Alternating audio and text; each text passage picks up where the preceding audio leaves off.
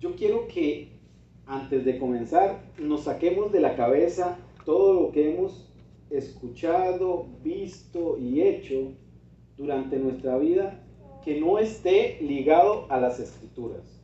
¿Sí? ¿Por qué? Porque nuestra vida, en particular la vida de cualquier persona, se rige por las costumbres, tradiciones y enseñanzas que le fueron inculcadas, ¿cierto? Y no necesariamente por las que hemos adquirido por nosotros mismos, ¿sí? La palabra de Dios nos manda a estudiar y escudriñar las Escrituras, porque en ellas está la vida eterna, ¿cierto? Amén. Ahora Sonia hablaba de la sabiduría. La sabiduría viene ¿por qué? Por el estudio de la palabra de Dios, ¿cierto? El que proporciona la sabiduría es Dios, y si a nosotros nos la proporcionó por medio de la palabra, pues a la palabra es a la que tenemos que hacerle caso. Amén. Muchas veces los preconceptos que tenemos nublan nuestra vista, ¿sí? ¿Por qué? Porque fue lo que me enseñaron. Si yo nací en Asia y me acostumbraron a comer cierto tipo de animales que aquí en este lado de la tierra nosotros no comemos, pues para un asiático es normal, pero para mí no es normal. ¿Por qué? Porque a mí me acostumbraron a otra cosa. Sin embargo, con la palabra de Dios no hay escapatoria. ¿Por qué? Porque es la palabra definitiva, es una sola, como dice su libro. Es una sola, no hay cambio. Y en esa es en la que tenemos que fijarnos. Y hoy les pido, por favor, saquemos todo el preconcepto que tengamos de nuestra cabeza y veamos las Escrituras como si las estuviéramos viendo por primera vez. ¿De acuerdo? Vamos a iniciar. Vamos a iniciar diciendo que según la concordancia bíblica, o lo que los estudiosos han sacado y lo han puesto en la concordancia, que es el diccionario de la Biblia, dice que la oración, según esta concordancia, se define como la elevación de la mente a Dios. Y eso lo pueden revisar en cualquier concordancia, en la concordancia que tiene la Biblia, Reina Valera 1960 lo dice. Es la elevación de la mente a Dios para alabarlo y tener ¿qué? Comunión con Él o pedirle mercedes. Esa es la definición que viene ahí. ¿Por qué es tan importante la definición? Como decía ahora la lección en la mañana. ¿Cuál era la definición de ser manso? ¿Cuál era? Había una definición en particular, que si nosotros no la sabemos, podemos malinterpretar lo que dice la palabra. Entonces, es importante la definición de la oración porque así, de una vez ya, de primera entrada, nos damos cuenta que la oración significa elevar nuestra mente a Dios para comunicarnos con Él. Empezando por ahí, ya tenemos un concepto en nuestra mente que es bíblico. ¿Sí? Ahora, la palabra como tal que usamos nosotros significa hablar o llamar, que también tiene contexto con lo que nos decía ahora la concordancia. Es lo que significa de manera etimológica. La etimología es buscarle la raíz a las cosas, ¿sí? Y en esta ocasión, la raíz de la palabra orar viene derivada de hablar o llamar, ¿sí? La palabra hebrea para la oración es tefilá, que también significa, y esta es la que a mí más me gusta, la definición que más me gusta, significa conexión. Amén. ¿Sí? Se conecta a Dios para hablar con Él, lo que se conoce comúnmente como la oración. Tefilá significa hablar realmente con Dios como si estuviese allí mismo con nosotros. Amén. Delante de nosotros mismos. Con esto en mente, y ya que tenemos esto claro, pues vamos a empezar un poquito a analizar lo que la palabra me dice a mí respecto de la oración. ¿Por qué? Porque es importante que sepamos que también, cuando hablamos de la oración, existen canales, formas, fondo y medios correctos para llevarla a cabo, que están también escritos en las Escrituras. ¿De acuerdo? No podemos nosotros llegar y aventurarnos a agarrar una definición como esta de conectarnos con Dios y hacerlo a nuestra manera, porque lo estaríamos haciendo mal, ¿correcto? Tenemos que dejarnos guiar por lo que dice la palabra de Dios. Y en ese sentido, como les digo, hay tanto canales como forma, como medios correctos para hacerlo de manera correcta. ¿Sí? Recordemos que si nosotros queremos obtener la mayoría de las bendiciones, que es lo que nosotros normalmente buscamos, ¿verdad? Tenemos que hacerlo de la manera correcta. Pero sin embargo, ese contexto de buscar las bendiciones lo vamos a derribar al final de este mensaje de hoy también. Ya van a ver por qué. Santiago en particular, así como Jesús, Pablo y otros que están en la Biblia, se expresan ampliamente sobre la oración. Pero de manera directa, Santiago y el mismo Jesús lo dejan evidentemente claro. Hay medio correcto para orar. Y según Santiago, y lo buscan ustedes en sus Biblias para que lo lleven aquí conmigo, yo lo traje para que lo vayamos leyendo, pero sin embargo, yo quiero que lo busquen en sus Biblias para que vean que lo que yo puse ahí no es nada diferente de lo que ustedes tienen en sus Biblias. Amén. Tal vez puede cambiar la versión, pero el fondo va a ser el mismo. Dice Santiago 5, el versículo 13, 14, y vamos a llegar hasta el 18, creo, o 19. ¿Está alguno entre vosotros afligido? Pregunta Santiago. Haga oración. Dice, ¿verdad? ¿Está alguno alegre? Cante alabanzas. ¿Está alguno enfermo entre vosotros? ¿Qué dice? Llame a los ancianos. Llame a los ancianos de la iglesia y que oren por él, ungiéndole con aceite en el nombre del Señor. Amén. ¿Por qué Santiago se expresa de esta forma cuando habla sobre la oración? Porque él quiere dejarle a sus lectores, ¿sí?, y a nosotros hoy en claro que hay medios correctos para hacer oraciones. Hay montones de oraciones, y si ustedes abren sus Biblias en la misma concordancia, hay montones de tipos de oración, montones, ¿sí? Pero hay unos en los cuales hay medios correctos y formas correctas para hacerlo. Y por lo menos aquí está dejando en claro, y yo creo que no tengo que explicar mucho sobre lo que está tratando de decir aquí, ¿verdad? Sigue diciendo el 15, y la oración de fe salvará al enfermo, y el Señor lo levantará, y si hubiese cometido pecados, le serán también perdonados. Amén. Confesaos vuestras ofensas unos a los otros, que esto no significa ir a confesar mis pecados delante de nadie, no, solo delante de Dios, porque lo malinterpretan, ¿verdad? Aquí lo que quiere decir es, si yo he tenido una falta, un pecado en contra de Sonia, vaya donde Sonia, búsquela y pídele perdón por lo que usted le hizo. Eso es lo que quiere decir. Para que seáis sanados. ¿Por qué? Porque antes de que yo sane mi relación con Sonia, yo no puedo ser sanado de parte del cielo. ¿Entienden? Primero tengo que sanar mi relación con Sonia. Para que seáis sanados. La oración eficaz del justo puede mucho. Y sigue diciendo, el 17 y el 18.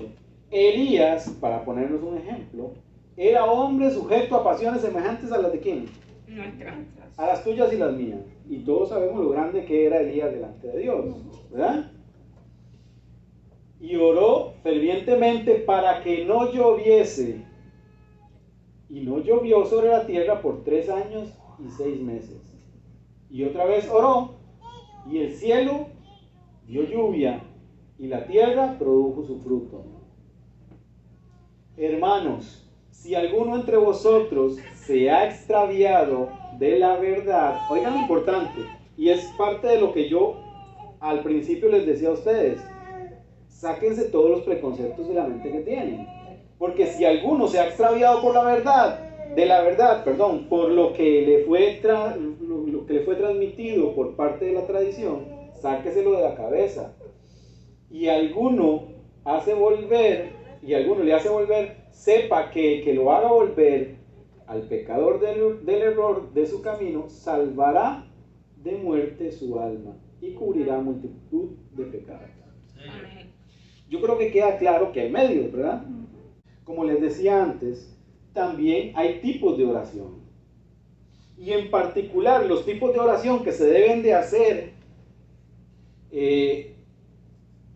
están estipulados también, pero en particular, los que tenemos que hacer nosotros aquí en la iglesia, aquí nosotros como congregación, de manera pública, tienen que ser ciertos tipos de oración, no todos los tipos de oración. Dentro de los tipos de oración que podemos hacer nosotros aquí en la iglesia, se encuentra la invocación, ¿sí? Nosotros invocamos al Espíritu Santo para que venga y se derrame aquí sobre nosotros y podamos entender las Escrituras. También se encuentra el tipo de oración que viene aquí expresado en 1 Corintios 14, del 15 al 19, que es el tipo de oración que transmite el entendimiento y la alabanza al único que merece y es digno de alabanza, ¿verdad? Oigan bien lo que dice, y lo traje porque aquí hace Pablo una diferenciación entre un tipo de oración y otra. Vean y sean atentos a lo que vamos a leer. Dice, ¿qué pues? Oraré con el Espíritu, pero oraré también con el entendimiento. Oraré con el Espíritu significa oraré yo personalmente en silencio a Dios. Y oraré con el entendimiento significa oraré para que otros vean que estoy orando, para darle gracias a Dios y para ponerlo encima de cualquier cosa. Porque vean lo que dice aquí más adelante. Cantaré con el Espíritu, pero cantaré también con el entendimiento. O sea, aquí está dejando en claro que hay cosas que se pueden hacer tanto en espíritu como con el entendimiento. Y hay cosas que se pueden hacer solo de manera del entendimiento o de manera personal, y hay cosas que se pueden hacer de manera pública, ¿verdad? Y a partir del 16 nos deja claro más lo que les quiero decir. Porque si bendices con el Espíritu, el que ocupa el lugar de simple oyente, ¿cómo dirá amén a tu acción de gracias? Y vean que aquí está diciendo, el que ocupa el lugar de oyente dará amén a tu acción de gracias, diciéndonos que lo que está comunicando la persona que está orando en ese momento es para dar gracias, ¿cierto? Él está preguntando eso, pues no sabe lo que has dicho, y con el entendimiento por la acción de gracias, para que todos vean que Dios ya me cumplió lo que le pedí con el Espíritu. Amén. ¿Sí? Vamos a seguir leyendo, dice, porque tú a la verdad bien das gracias, pero el otro no es edificado, sino que lo oye de tu testimonio. Doy gracias a Dios que hablo en lenguas más que todos vosotros, pero en la iglesia prefiero ¿qué? Hablar 5 palabras con el entendimiento para que todos sean enseñados también de lo que yo les quiero decir. ¿Sí? Eso quedó claro entonces. Ok, si ya sabemos entonces que hay medios, que hay tipos, pues también hay fondo. ¿Cuál es el fondo de orar? El fondo de orar es solo uno, así como lo decía la definición anterior, ¿sí? El fondo de orar nos lo deja claro Santiago en Santiago 4:7. Someternos a Dios. ¿Para qué? Para que el enemigo huya de nosotros. Porque en la comunión conmigo, con Dios conmigo, ¿sí? Está el repelente para que el enemigo se vaya de mi vida. O sea, si la oración crea conexión, ¿verdad? Conexión en la que yo me someto a Dios, no habrá enemigo que se enfrente a mí. Y esto es claro. Hay muchos ejemplos en la Biblia al respecto y ahora vamos a ver ejemplos más adelante. La forma, Jesús es claro en decirla, ¿sí? Vamos a ir a Mateo 6 a partir del versículo 5. Porque Jesús es muy claro en decir, y cuando ores, no seas como los hipócritas, porque ellos aman el orar de pie en las sinagogas y en las esquinas de las calles, para ser vistos por los hombres. De cierto os digo que estos ya tienen su recompensa, y no es nada buena, les digo.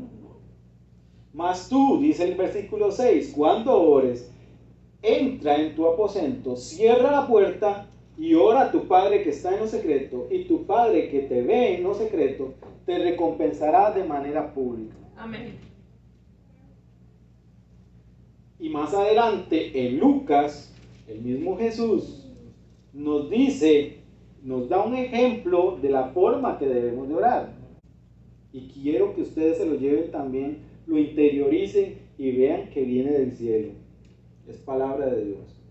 Jesús les dijo, cuando oréis, decid, Padre nuestro que estás en los cielos, santo sea tu nombre.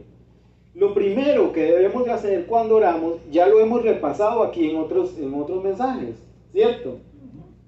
Lo primero que tenemos que hacer es poner por sobre todo nombre el nombre de Dios, que es el único digno de toda gloria y alabanza. Amén. Y después, vean lo que viene inmediatamente después. Venga tu reino. Venga tu reino y hágase tu voluntad. Significa que yo estoy pidiéndole a Dios que venga a mi vida. ¿Sí? Que venga a mi casa, que se meta con nosotros en nuestra casa y que more con nosotros. Amén, amén. Que venga el reino de Dios a mi vida significa también que estoy de acuerdo en aceptar lo que sea su voluntad. Para mi casa, para mi vida. ¿Sí? Y aquí es donde quiero extenderme. Porque justamente la misma Biblia señala también en otros pasajes que lo primero que tenemos que buscar, ¿qué es? El reino de Dios y su justicia, ¿verdad? La Biblia lo dice. Y todas las demás cosas, al pastor le encanta ese versículo, ¿cierto? Porque es una realidad, pero nosotros lo leemos, como dice el pastor, ¿cómo es que dice? Como el papagayo. Lo leemos y lo leemos y lo leemos y lo leemos, lo escuchamos y lo escuchamos y lo escuchamos y lo escuchamos, pero no lo entendemos porque no lo interiorizamos en nuestra vida. Y es lo que quiero que por favor hagan ustedes hoy, interioricen esto. ¿Por qué creen ustedes que Jesús nos recomienda que oremos en privado?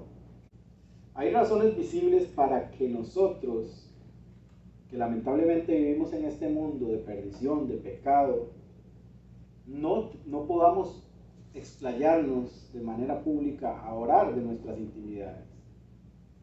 Y son varias esas razones. Pero es que la misma Biblia nos señala que nosotros vamos a crecer como trigo dentro de un campo que está también contaminado por cizañas. ¿Sí? Y aparte de eso, está lo que el pastor señala, que hay enemigo más allá de mi poder y de mi entendimiento que está escuchando lo que yo digo. Sí, Señor. Por eso mi oración debe ser íntima con Dios, para que no tenga tropiezos de ese tipo y tampoco tenga tropiezos del tipo que puede causar la cizaña que está creciendo conmigo junto aquí en la iglesia. Así es. ¿Me entienden? Sí. Lamentablemente somos seres humanos, ¿verdad? Sí.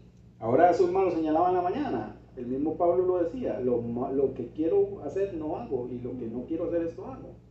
Porque estamos sujetos a todas esas inclinaciones. Como decía de Elías ahora también. Era sujeto como nosotros a nuestras propias inclinaciones.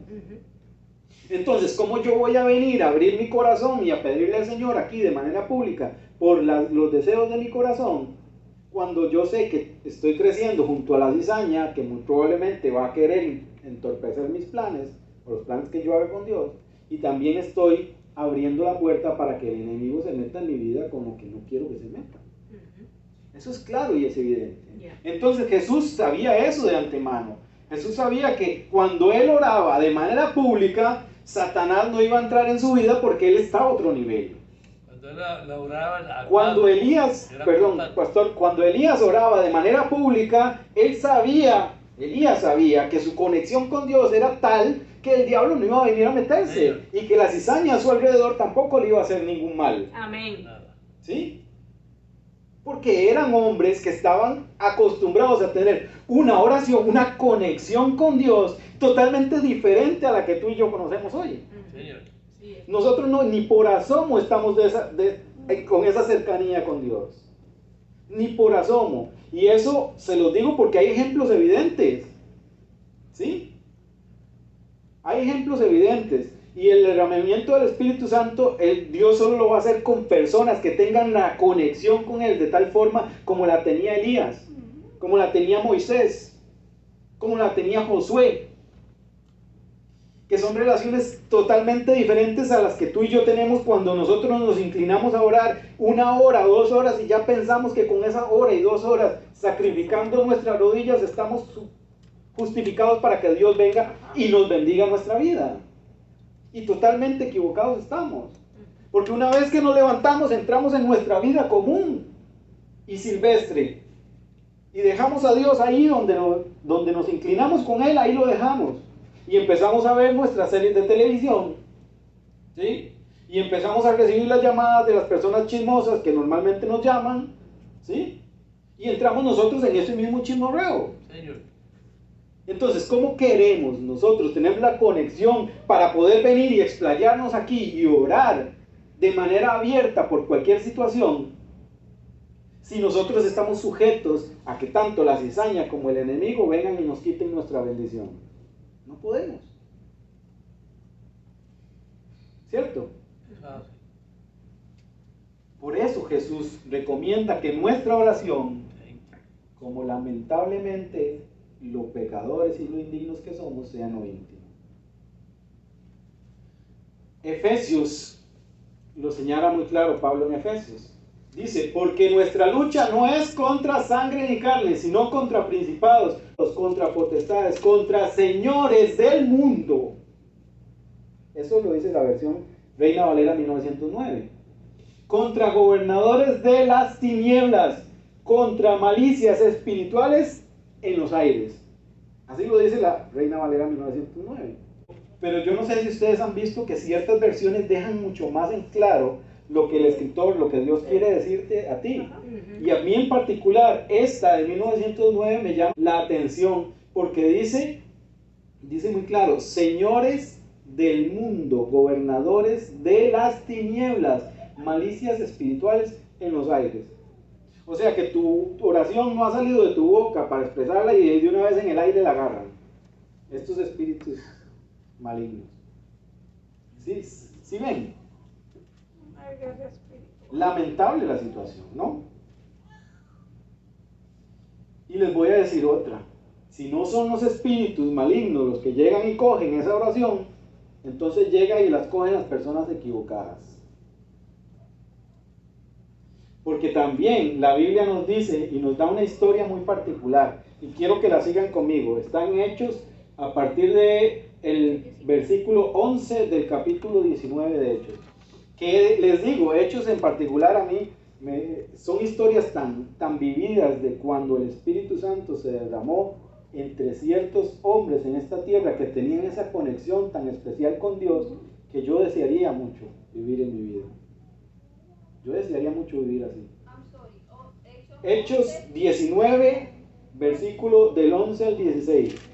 Y para ponernos en contexto, aquí está Pablo, ¿verdad? Actuando en un pueblo en donde está derramando el Espíritu Santo que le fue otorgado. Y dice así a partir del versículo 11, y síganme ustedes en sus Biblias. Y hacía Dios por medio de Pablo, ¿verdad? Milagros extraordinarios. ¿Cierto? De tal manera que aún le llevaban enfermos los paños o delantales de esos cuerpos y las enfermedades se iban de ellos. Oiga qué magnitud. Qué poder. Le traían a él las prendas de una persona que no se podía levantar porque estaba convaleciente en su casa y si se levantaba terminaba de morirse, y él desde ahí, con solo la prenda, la bendecía de tal forma que la sanaba. Oigan la clase de milagros. Pablo, no cualquiera, ¿sí? Pablo, y sigue diciendo, y las enfermedades se iban de ellos, y los espíritus malos salían. Gloria a Dios. Pero algunos de los judíos, exorcistas ambulantes, oiga, eran judíos, o sea, eran como tú y como yo, que se sientan aquí normalmente en las bancas de la iglesia, ¿sí? Que saben la ley, guardan el sábado, comen tofu, como decía que el pastor, ¿sí? No comen cerdo, eso eran. Pero algunos de los judíos, exorcistas ambulantes, intentaban invocar el nombre del Señor Jesús sobre los que tenían espíritus malos, diciendo: os conjuro por Jesús, el que predica Pablo. Y había 7 hijos de un tal Esceva, judío, jefe de los sacerdotes, que hacían esto. Pero respondiendo el espíritu malo, dijo: a Jesús conozco. Oigan bien lo que les voy a decir y llévenlo a su mente. A Jesús conozco y sé quién es Pablo, pero a vosotros, ¿quiénes sois? Y el hombre en quien estaba el espíritu malo, saltando sobre ellos y dominándolos, pudo más que ellos, de tal manera que huyeron de aquella casa desnudos y heridos. Ahora mi pregunta para ti hoy es: ¿hay gente capacitada para orar por ti, sí o no? Amén. Y hay gente que está en la incapacidad de orar por ti, sí o no. Sí. Entonces, ¿cómo nosotros vamos a explayarnos delante de cualquier persona que no sabemos quién es, o que aún sabiendo quién, según nosotros, quién es por lo que vemos de ella, ¿sí? Por el testimonio que da, que a veces no es el cierto, ¿sí? Y vamos a confiarle nuestras peticiones? No podemos. Estaríamos cometiendo un error grandísimo. Porque le podríamos estar confiando nuestras intimidades a personas que no están capacitadas para bendecirme como yo quiero. Es muy importante que sepamos que la oración tiene medios, forma, fondo correctos. De lo contrario, podemos estar cometiendo la equivocación de involucrarnos con gente que por lo contrario quiere hacernos el mal. Pero sí tenemos que tener mucho cuidado, porque la Biblia lo está advirtiendo. Y si la Biblia lo advierte, son consejos para mi vida, para que yo los lleve a cabo. Y de esa forma obtener la sabiduría del libro tan precioso que es la Biblia, que ella misma promete para mi vida. Consejos sabios del mismo Jesús, del mismo Pablo, de esas personas que tenían una conexión verdadera con Dios. Si alguno de nosotros vemos que nuestra fe se ve remunerada por el cumplimiento de todas las cosas que pedimos al Señor, nos podremos dar cuenta que nuestra relación con Él puede acercarse más a aquellos hombres y mujeres que no temían nada ni a nadie, sabiéndose aliados con Dios. Pero ahora que ya sabemos todas estas cosas, es donde quiero caer en qué es lo que vamos a comunicarnos nosotros con Dios. ¿Cuál es el mensaje que queremos que Dios reciba de nosotros cuando nos comunicamos con Él? ¿Sí? Y es que normalmente, yo no sé, supongo que a ustedes les pasó igual que a mí, pero normalmente a nosotros nos educaron creyendo que la oración es el medio para traerle y traspasarle a Dios todas mis necesidades y que Él me bendiga en mi vida. Pero esta semana, por lo que he estudiado y por lo que he visto, me he dado cuenta que estaba en un error grandísimo. Porque la oración y la comunión con Dios no es más que para que Él me conozca a mí y yo conocerlo a Él. No es para obtener sus bendiciones. Para eso no es. La forma de comunicarme con Dios y la forma en que Él se comunique conmigo va a cambiar mucho si empezamos a aplicar en nuestra vida el siguiente consejo. Busquen a Dios para conocerle y para que viva con ustedes y no para obtener de Él sus bendiciones. Ejemplos de ejemplos. Génesis 11 nos empieza a hablar de un Abraham. Y lo puse Abraham porque hasta ese momento era Abraham, ¿verdad? No era Abraham. Y mi pregunta para ustedes es, cuando Abraham salió, llamado por Dios, óigame, llamado por Dios, de Ur de los Caldeos, ¿ustedes creen que Abraham conocía a Dios? No, no lo conocía. Y les voy a demostrar por qué no lo conocía. Porque a pesar de que Dios conocía a Abraham y sabía quién podía llegar a ser Abraham, al igual que Jesús conocía a los discípulos, y no a los que Él reclutó, no, sino los que podían llegar a ser, Dios conocía a Abraham de tal forma que aunque Él no lo conociera hasta ese momento, Él sabía que podía hacer de él una nación grande. Pero Abraham no conocía a Dios cuando salió de Ur de los Caldeos. Porque si Abraham hubiese conocido a Dios cuando salió de Ur de los Caldeos, no hubiese presentado a su esposa como su hermana, por temor a que lo fueran a matar. Si Abraham hubiese conocido a Dios cuando salió de Ur de los Caldeos, no hubiese bajado a Egipto a pedir ayuda, como bajó. Porque hubiese tenido su confianza puesta en Dios. Pero bajó porque no le conocía todavía. ¿Me están entendiendo? No fue sino hasta que le conoció de verdad a Dios, que estuvo dispuesto a sacrificar la vida de su propio hijo para obtener de Dios la confianza en él y que viviera en su vida. No fue hasta que entendió que desprendiéndose de todo lo que él esperaba de Dios y rindiéndole su vida y dejar de recibir sus bendiciones, que en realidad él podría llegar a recibir la herencia de ser el padre de muchas naciones. ¿Sí lo están viendo ahora? Porque cuando salió de Ur de los Caldeos, él no conocía a Dios. Lo llegó a conocer más adelante, cuando tuvo la confianza de darle su vida completa,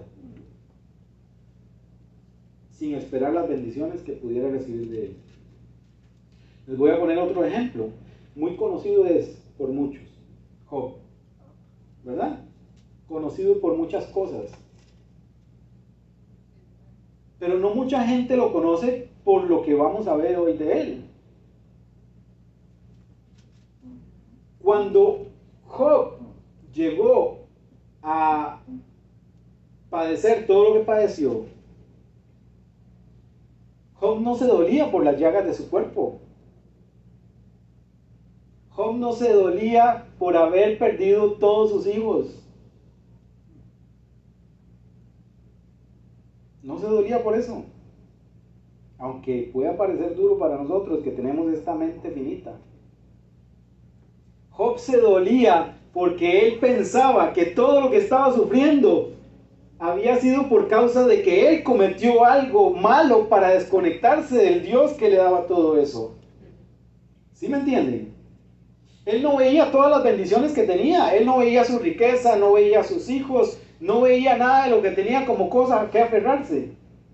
Él lamentaba la situación en la que había entrado de desgracia pensando que él había hecho algo malo para desconectarse de Dios. Ese era realmente su sufrimiento. Para ese tiempo, para el tiempo de Job, para el tiempo de todos estos padres de la Biblia, cuando a uno le sucedían cosas malas, lo normal era pensar que Dios, exacto, que yo había cometido pecado contra Dios y que Dios me estaba haciendo pasar por todas estas pruebas. Él pensaba Y él se dolía de esa lastimosa situación en la que él pensaba que estaba. Aunque no lo estaba, porque él no pecó. Y ahí la misma Biblia lo dice. Y más adelante le fue devuelto todo lo que tenía. El doble de todo lo que tenía. Esa es la relación que nosotros debemos de buscar de Dios. La relación desinteresada. La relación en la que yo ponga por encima de cualquier situación que esté particularmente sucediendo en mi vida, que mi relación con Dios no se vea dañada por nada de lo que me está sucediendo.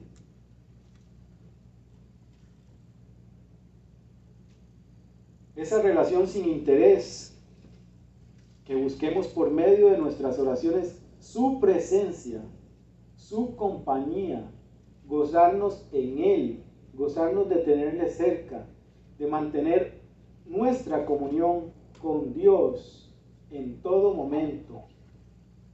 Y luego, como dice Jesús, todas las cosas por las que yo pienso que tengo que preocuparme, me serán añadidas. Mateo 6:33 dice, buscad primeramente el reino de Dios y su justicia y todas las cosas nos serán añadidas. Amén. Si yo lo primero que hago es buscar a Dios por sus bendiciones, las bendiciones no van a venir a mi vida. O la plenitud de las bendiciones, porque Dios es tan grande y tan hermoso y tan bueno con nosotros que nos sigue dando bendiciones a pesar de que nosotros lo busquemos de manera interesada. ¿Ustedes sabían eso? A pesar de que Él sabe que lo estamos buscando de manera interesada, Él sigue derramando bendiciones en mi vida. Pero Él no va a derramar las bendiciones totales de mi vida, las bendiciones que Él quiere en realidad para mí, hasta que yo no entienda que yo no necesito de las bendiciones de Dios, sino que lo que necesito es estar conectado con Él. Y que después de la conexión que yo tenga con Él, de manera tan estrecha, es que van a derramarse esas bendiciones en mi vida. Yo no puedo tener riqueza si yo sigo pensando que la riqueza me va a sacar de mi situación en la que yo me encuentro. Yo tengo que procurar tener una conexión con Dios de manera tal que pida de Él la sabiduría para siempre estar conectado con Él, y después, si es que llegan las bendiciones, pues que lleguen. Porque como dijo Job, desnudo salí del vientre de mi padre y desnudo volveré, porque nada de lo que tenía, nada de lo que tuvo, nada de lo que le fue quitado era tan importante para él que su relación con su padre.